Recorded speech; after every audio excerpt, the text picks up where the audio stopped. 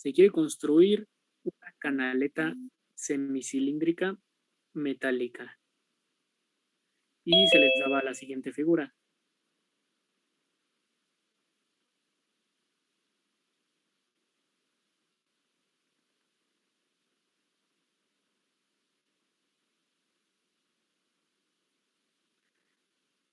Y decía cómo se muestra en la figura, con una capacidad de 12 metros cúbicos. ¿Qué radio y longitud deberán elegirse para utilizar el mínimo material en su construcción?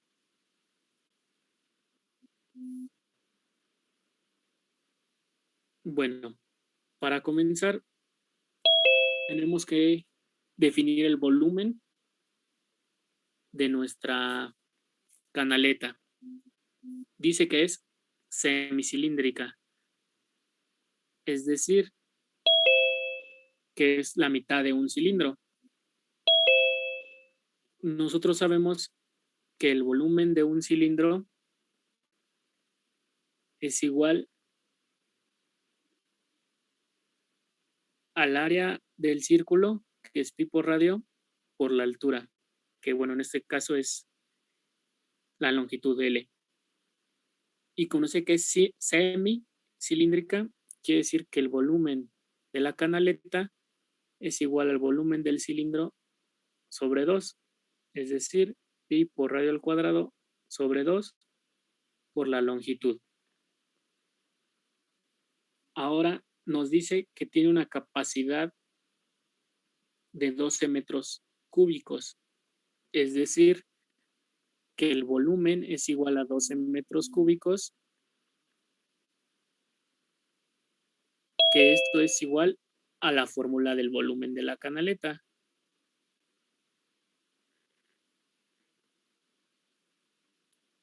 Y nos piden determinar R y L para utilizar el mínimo material en su construcción. Una canaleta, que me imagino la han visto, es hueca por dentro. Es decir, como nos piden el material de construcción, para construir una canaleta hay que considerar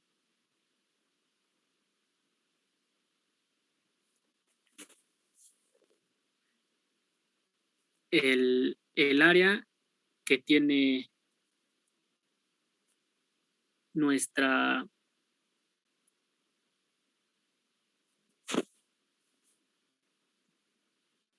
sección del cilindro. Es decir, esto de aquí del cilindro, que en este caso, bueno, es un semicilindro. Entonces, el área de la canaleta va a ser igual al área producida por esta sección de aquí. Imaginen que desdoblamos la canaleta, es decir, la extendemos y lo único que tiene sección es esto, lo único que está hecho de material es lo que estoy poniendo de azul. Nosotros sabemos que el área de un círculo, perdón, de un cilindro,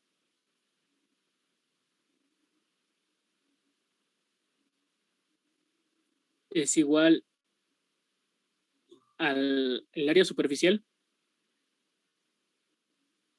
es igual a pi por radio al cuadrado más pi por radio al cuadrado, eso sería incluir las tapas, más el área de la superficie lateral.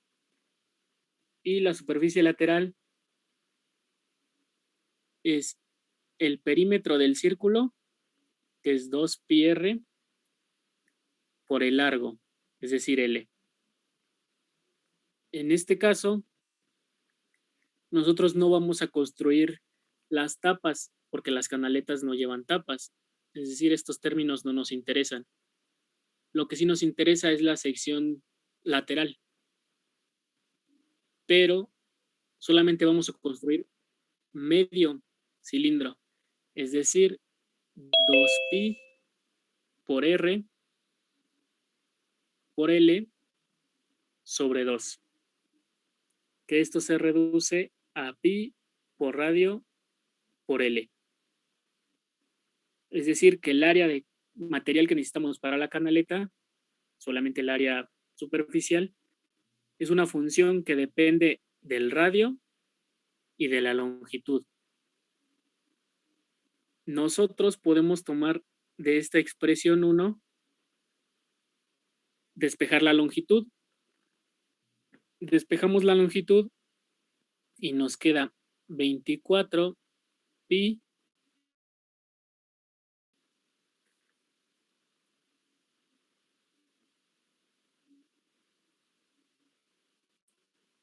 por radio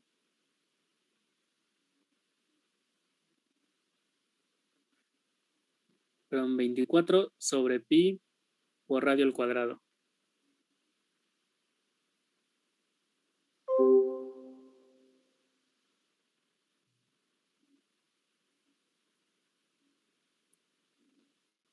Esto sería la longitud en función de R24 sobre pi por radio al cuadrado.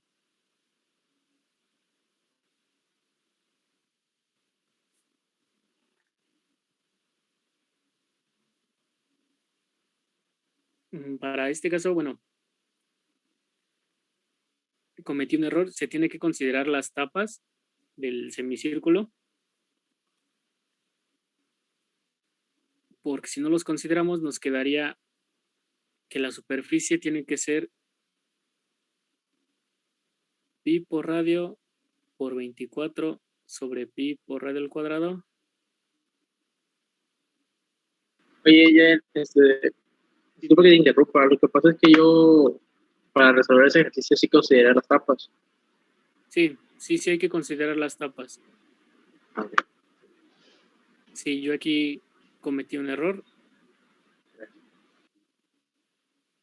Se tienen que considerar las tapas, pero nuevamente también tienen que ser la mitad de este y la mitad de este. Es decir, bueno, en este caso pi por radio al cuadrado más pi por radio al cuadrado es 2 pi por radio al cuadrado. Entre 2 es pi por radio al cuadrado. Ahora sí sustituimos la L en esta ecuación para dejar el área de la canaleta en función solamente de una variable de R. Y sería igual a pi por R por 24 sobre pi por radio al cuadrado más pi por radio al cuadrado. Simplificamos nuestra expresión, bueno, nuestra función.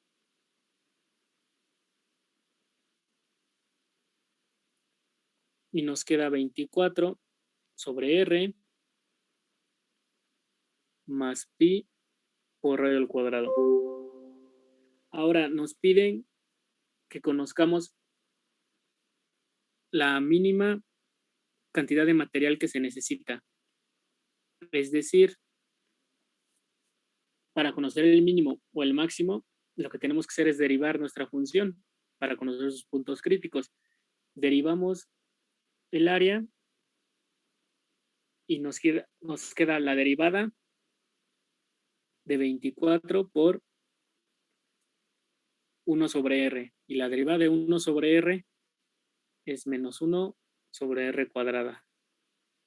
Más pi por la derivada de R cuadrada, que es 2R. Por lo tanto, A' de R es igual a menos 24 sobre R cuadrada más 2 pi R.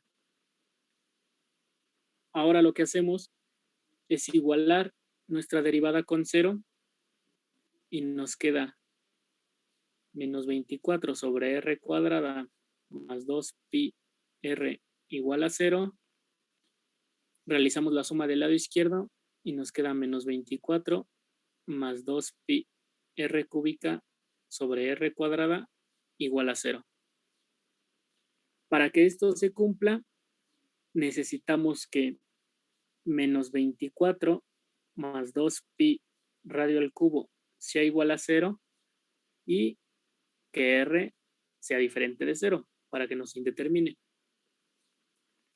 Resolvemos la ecuación y nos queda que R al cubo es igual a 12 sobre pi.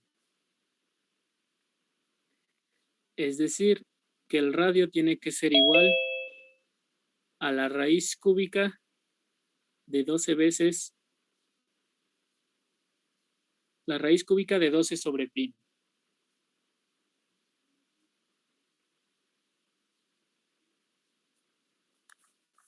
Ahora sustituimos esta expresión del radio en nuestra expresión de L que depende de R, que era 24 sobre pi sobre radio al cuadrado, es decir, 24 sobre pi por radio, que en este caso es la raíz cúbica de 12 sobre pi al cuadrado. Podemos expresar la raíz como su exponente en fracción, es decir, L de R es igual a 24 sobre pi por 12 a la 1/3 sobre pi a la 1/3, todo esto al cuadrado. Y esto nos da 24 sobre pi por 12 a la 2/3 sobre pi a la 2/3.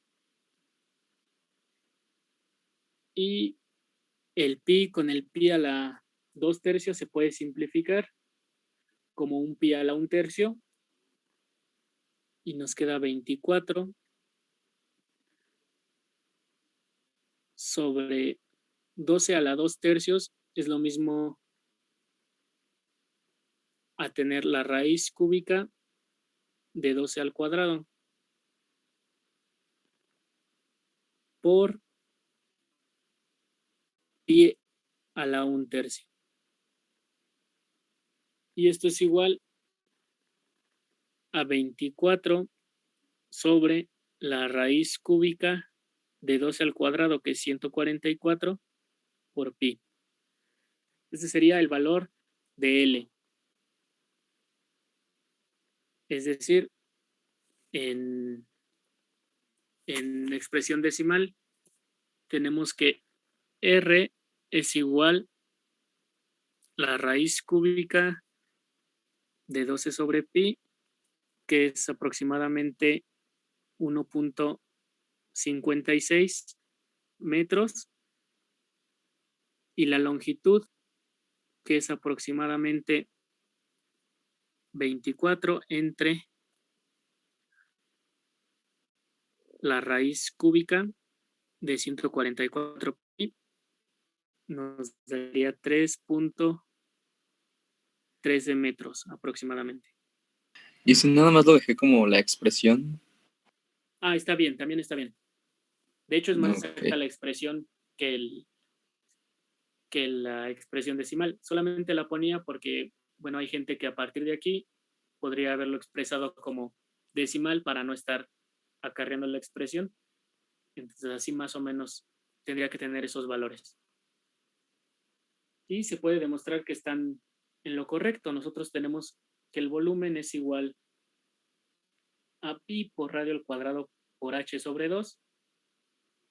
Sustituimos y vamos a tener pi medios por r al cuadrado, que es el cubo de 12 sobre pi al cuadrado por h, que fue 24 sobre el cubo, la raíz cúbica de 144 pi. Y bueno, resolviendo esto ya, aquí ya no me cabe, y para no tomar más tiempo, lo vamos a dejar así, pero bueno, el 24 con el 12 hace un 12. Bueno, vamos a hacerlo rápido. Queda 12 pi. Y aquí queda la raíz cúbica de 12 al cuadrado, es decir, 144 por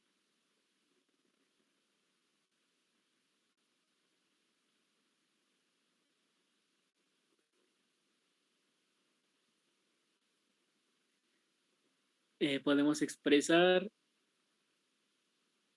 la raíz cúbica de pi al cubo, no, permítame, de pi al cuadrado,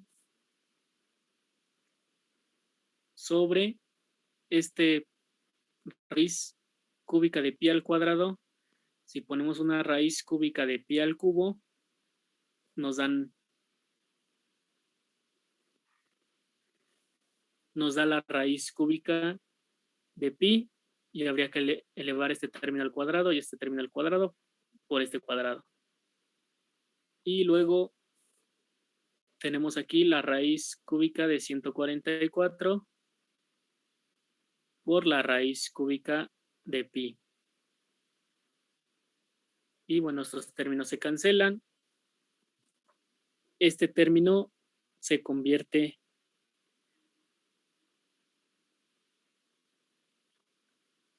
nos queda 12 pi. Este término se convierte en pi por la raíz cúbica de pi, porque eso es la raíz cúbica de pi a la cuarta. Y abajo nos queda la raíz cúbica de pi cúbica es pi al cuadrado es pi cuadrada. Nos queda la raíz cúbica de pi. Y bueno, esta raíz se va con esta raíz. Pi y pi hacen pi cuadrada y se va con el de abajo y nos queda 12.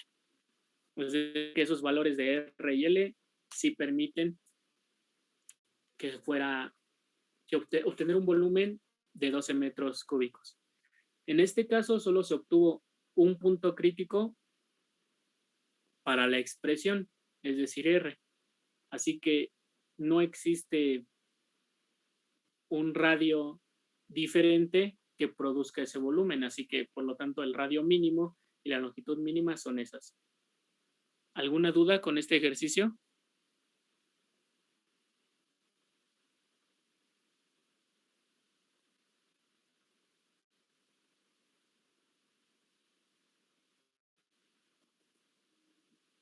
Bueno, permítanme abrir un nuevo documento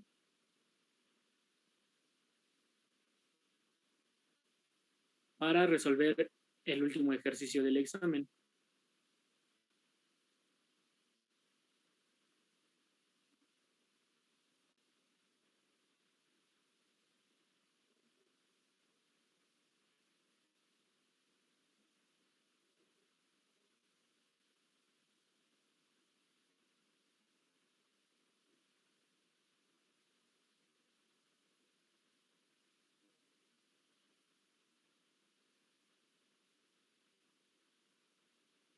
Muy bien. El último ejercicio del examen decía, considerando el bosquejo de la gráfica de f',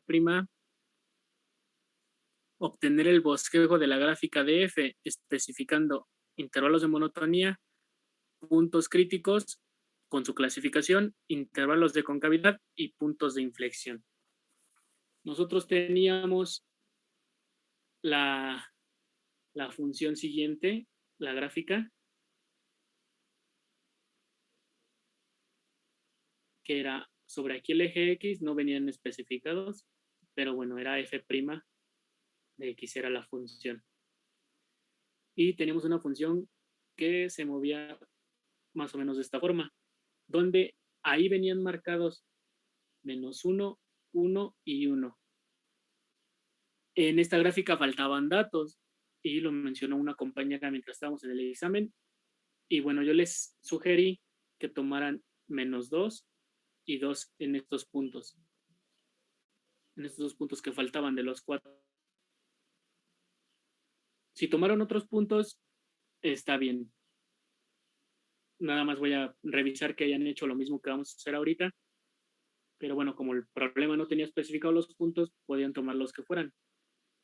Bueno, por la forma de la gráfica, pues se esperaría que hubieran tomado puntos espejo y no que hubieran tomado un -3 y acá un +50. Pero bueno, eran indispensables estos puntos porque nosotros tenemos aquí la gráfica de la derivada. Y viendo esta gráfica, observamos que la derivada de la función es igual a 0 en x igual menos 2, menos 1, 1 y 2. En esos 4 puntos, nuestra derivada es igual a 0. Es decir, estos son los puntos críticos de nuestra función original. Ahora vamos a analizar el comportamiento de esta función. Por el criterio de la primera derivada, si recuerdan del primer ejercicio, nosotros encontramos que cuando f' de x es mayor a 0, nuestra f de x crece. Y cuando f' de x es menor que 0, eso implica que f de x decrece, que son los intervalos de monotonía. Nosotros podemos ver con esta gráfica que f' de x es mayor a 0 de menos infinito a menos 2, unión de menos 1 a 1, unión de 2 a infinito. Repito, estos números podrían cambiar, pero bueno, en esencia tendrían que estar ahí. O sea, no cambia que tomen otros valores, no cambia lo que vamos a hacer. Es decir, que estos 3 intervalos son intervalos donde la función crece y los intervalos de menos 2 a menos 1, unión de 1 a 2, son los intervalos donde la función decrece. Con esto ya tenemos lo primero, que era intervalos de monotonía. Ya encontramos el comportamiento de nuestra función. Ahora, los siguientes son los puntos críticos. Como puntos críticos tenemos 4. X igual a menos 2, a menos 1, a 1 y a 2. Ahora, para conocer qué tipo de puntos son, vamos a aplicar el criterio de la segunda derivada.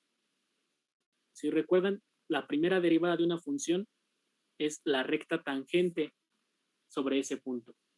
Si yo calculo la segunda derivada de la función en el punto x igual a menos 2, no tengo la función, pero lo que puedo hacer es trazar una recta tangente en este punto. Y hago lo mismo con cada uno de los puntos. En este de aquí, en x igual a 1 y en x igual a 2. Ahí están. Ahora, en x igual a menos 2, la pendiente de esa recta es negativa.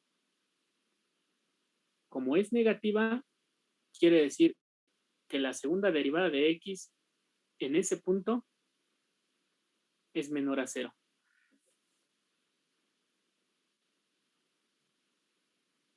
En el siguiente punto tenemos que la pendiente de la recta tangente que pasa ese punto es positiva, es decir, que la segunda derivada de x es mayor que 0. Cuando x es igual a 1, volvemos a tener que es negativa. Y cuando f de x es igual a 2, volvemos a tener que tiene pendiente positiva. Y por el criterio de la segunda derivada, nosotros tenemos que cuando la segunda derivada de la función es menor a 0, estamos hablando de un máximo.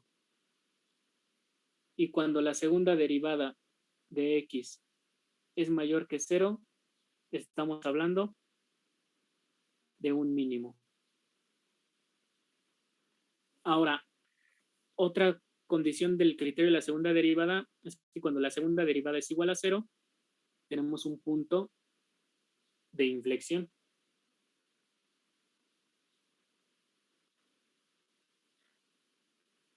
Para que la segunda derivada sea igual a 0, lo que se tiene que cumplir es que la recta tangente a ese punto no tenga pendiente. Es decir, tenemos este punto de aquí, al que le trazo la recta tangente y está acostada. Esto de aquí es una recta con pendiente igual a 0. Es decir, que la segunda derivada es igual a 0. Ahora, lo mismo tenemos si paso por aquí y si paso por acá. Aquí nuevamente no tenían valores, pero pueden tomar cualquier valor entre el intervalo que establecieron entre uno y otro. En este caso vamos a tomar aquí menos 3 medios y aquí 3 medios. En estos dos también la pendiente es igual a 0. Es decir, aquí tenemos que la recta de esta tangente de la primera es una y igual a 0 por x más 1. La ordenada, la origen es 1. Pero la pendiente es 0. Lo mismo con las otras. Entonces, como ya tenemos que la segunda derivada es igual a 0, podemos decir que estos tres son puntos de inflexión. Así que resumiendo, tenemos que los máximos de la función están en x igual a menos 2 y en x igual a 1. Es decir, x igual a menos 2 y x igual a 1 son los máximos. Los mínimos son x igual a menos 1 y x igual a 2. X igual a menos 1 y x igual a 2. Y los puntos de inflexión o punto silla, como les había mencionado hace rato, bueno, no, en este caso son puntos de inflexión porque estamos aplicando el criterio de la segunda derivada. Los puntos de inflexión son estos tres: x igual a menos 3 medios, x igual a 0 y x igual a 3 medios. Menos 3 medios, x igual a 0 y x igual a 3 medios. Y esto sería el segundo inciso, los puntos críticos y su clasificación. Ahora lo siguiente son los intervalos de inflexión, perdón.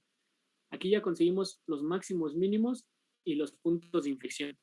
Es decir, ya solo nos queda la concavidad. Para la concavidad hay que tomar los que encontramos como puntos de inflexión. Es decir, cuando la segunda derivada se va a hacer 0, que fueron estos 3 puntos de aquí.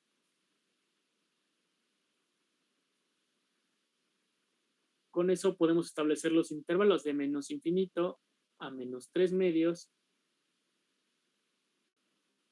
de menos 3 medios a 0, de 0 a 3 medios, y el último que sería de 3 medios a infinito. Ahora, si observamos todas las líneas tangentes a los puntos que están por estos puntos, todos estos puntos atrás del menos 3 medios, todos tienen pendiente negativa. Algunos más, mayor y otros menor, pero todos tienen pendiente negativa hasta que se acercan a la pendiente igual a 0. Es decir, que en ese intervalo, en el intervalo de menos infinito a menos 3 medios, la segunda derivada de x es menor que 0. En el siguiente intervalo, de menos 3 medios a 0, todos los puntos de aquí tienen una recta tangente con pendiente positiva. Es decir, que la segunda derivada es mayor que 0 en ese intervalo, de menos 3 medios a 0. Ahora, de 0 a 3 medios, aquí nuevamente todos estos puntos tienen tangente con pendiente negativa. Y de 3 medios en adelante, todos tienen tangente con pendiente positiva. Es decir,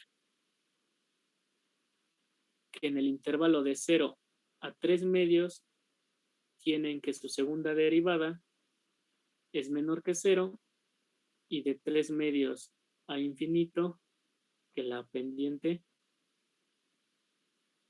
es mayor que 0.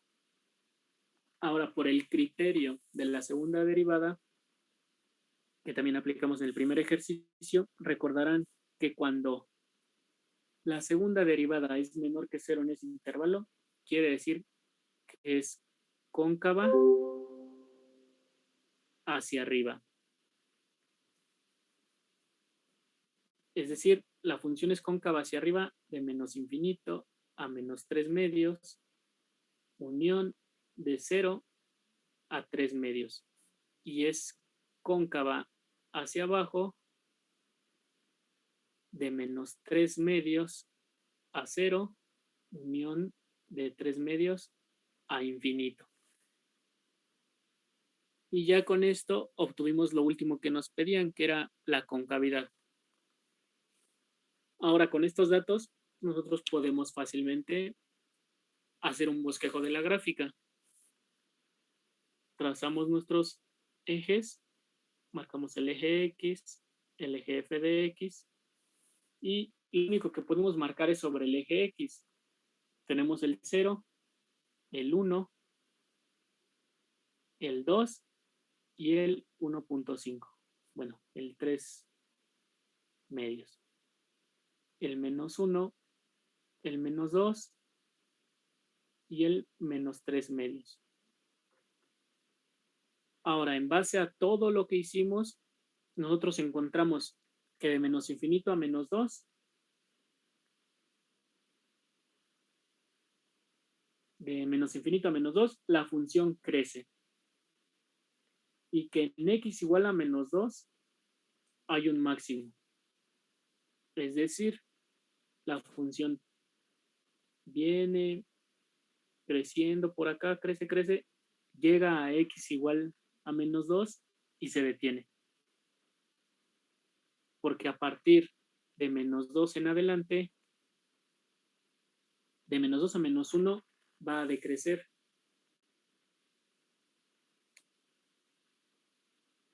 Es decir, crece y empieza a bajar hasta menos 1. Pero nosotros encontramos que la concavidad de menos infinito a menos 3 medios es cóncava hacia arriba. Es decir, forma una U, baja, porque llegó a su máximo en x igual a menos 2, llega a este punto en x igual a menos 3 medios y su concavidad cambia. Es decir, empieza a ser como una U. Hasta que llega a un punto con x igual a menos 1. Cuando llega a x igual a menos 1, nos dice que es un mínimo de la función y que de menos 1 a 1 vuelve a crecer. Así que aquí va a empezar a crecer. Pero la monotonía continúa hasta 0. Es decir, va a crecer hasta que llega a x igual a 0 y aquí cambia de concavidad. Es decir, se vuelve cóncava hacia arriba, pero continúa creciendo hasta el 1. Es decir, cambia más o menos así. Llega a 1 y se detiene, porque en 1 encontramos que era un máximo y que de 1 a 2 la función vuelve a decrecer. Pero además, cuando llega de 0 a 3 medios, cambia de concavidad. Entonces la función va a empezar a decrecer en forma de U hasta que llegue a este punto de aquí, que va a ser x igual a 3 medios, y va a cambiar de concavidad de 3 medios a infinito. Ahora tiene una curva así, que es cóncava hacia abajo, llega a x igual a 2 y se detiene nuevamente. En x igual a 2 es otro mínimo, y en x igual a 2 de x igual a 2 en adelante la función crece hasta infinito. Y la concavidad continúa siendo la misma. Entonces, la gráfica continúa así. Donde los puntos de inflexión se encontraban en x igual a menos 3 medios y x igual a 0. Es decir, aquí es un punto de inflexión, este es otro punto de inflexión, este es otro punto de inflexión, este es un máximo, este es un máximo, esto es un mínimo y esto es un mínimo. Y así es más o menos el bosquejo que se puede hacer de la función. Obviamente no es de una sola respuesta. Podría uno haber empezado desde abajo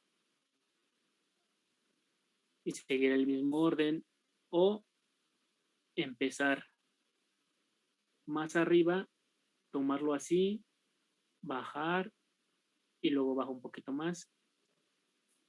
Esas son otras formas de que cumplen. Tienen los máximos. Bueno, obviamente este tiene que estar en paralelo con el máximo que tenemos acá.